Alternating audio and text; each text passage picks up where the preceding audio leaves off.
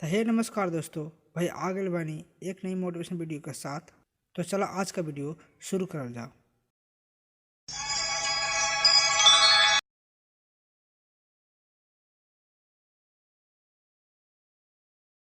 अभी जंग बड़ा आगे जीत भी होई। अभी जंग बड़ा आगे जीत भी होई। अभी मुश्किल बाड़े आगे आशा भी होई।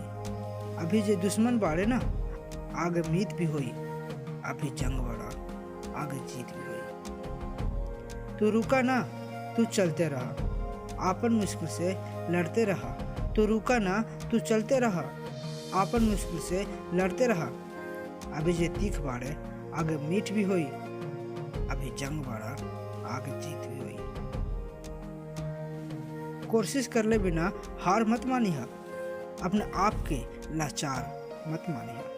कोशिश कर ले बिना हार मत मानी है, अपने आप के लाचार मत मानी है।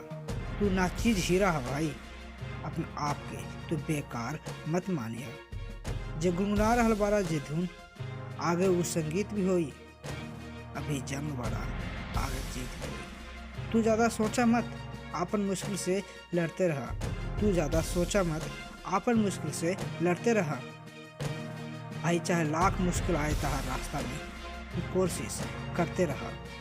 कैसा लगा है वीडियो भाई प्लीज़ कमेंट में ज़रूर बताएं। और ऐसी मोटिवेशनल वीडियो देखे खातिर भोजपुरी मोटिवेशन चैनल को सब्सक्राइब करें। तब मिला तानी अपन अगली वीडियो में एक नई मोटिवेशनल वीडियो के साथ। तब तक अपना ख्याल रखें। धन्यवाद।